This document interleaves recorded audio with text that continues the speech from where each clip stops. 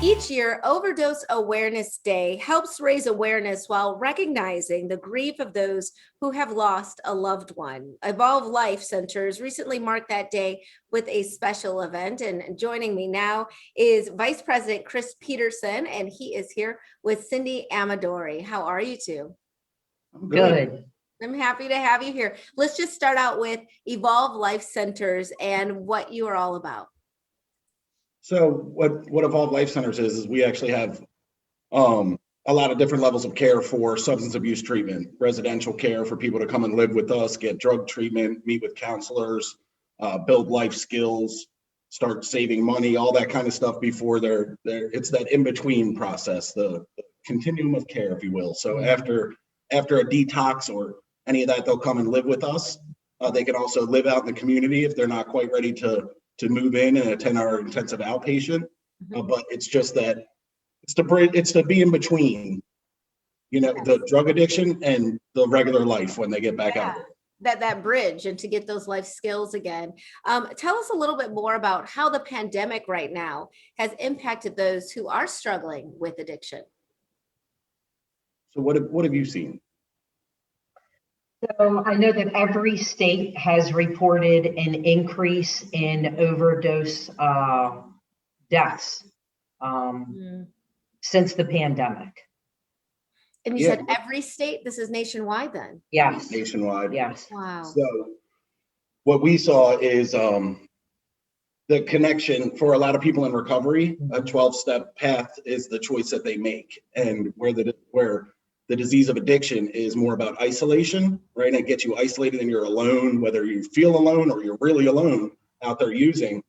Connection is what recovery is. It connects us to other people doing the same thing and feeling a true connection. That's what I'm grateful that we do have the residential programs, because even in the pandemic, they still had each other. Yes. We were still able to take people. But when that was cut off and everybody was wasn't allowed to see people, they were just stuck in their own thoughts. You see it even with people without addiction. Yeah. Mental health was rising, concerns were rising, depression, all that. And with that going up, we saw drug use, relapse, and overdoses going up. The CDC reported a 29.4% increase in overdose deaths last year. So this is something that affects so many people. And if it doesn't affect you directly, it might affect a loved one. So knowing this, how did you mark this year's Overdose Awareness Day to make sure that people are aware that it could happen to them or someone that is close to them? So we offer a lot of different recovery activities at Evolve Life Centers. We do equine therapy, we do sailing, we do all kinds of activities. And, so we were thinking about skydiving as an activity, just a fun way to kind of jump for calls and be able to honor the ones that they had lost. And so, August the 31st is Overdose Awareness Day. So we thought, what better of a day to be able to do it on that day and honor those people.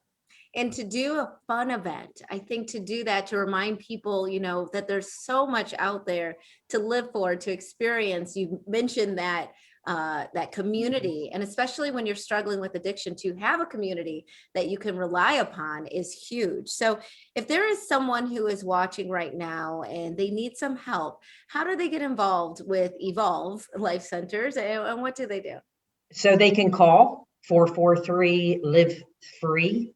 They can email at evolvelifecenters.com.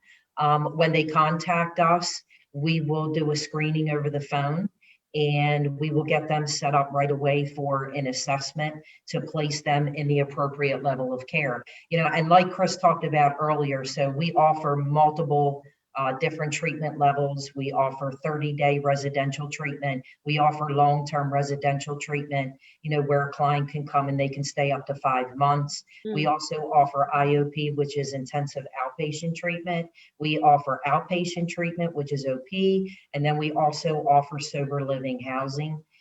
So we have a lot of resources. We're connected with a lot of 12-step mental health, various types of therapists within the area. So, I think it's important for everyone to know that, there is hope, there is help. It is definitely available, and that you're not alone. All right. Well, thank you so much, sincerely, both of you, for all of the work that you're doing. Obviously, very important work, especially this time that we're all going through collectively. So we appreciate you, Cindy and Chris, and we'll be right back with more Midday Maryland right after this. Stay tuned.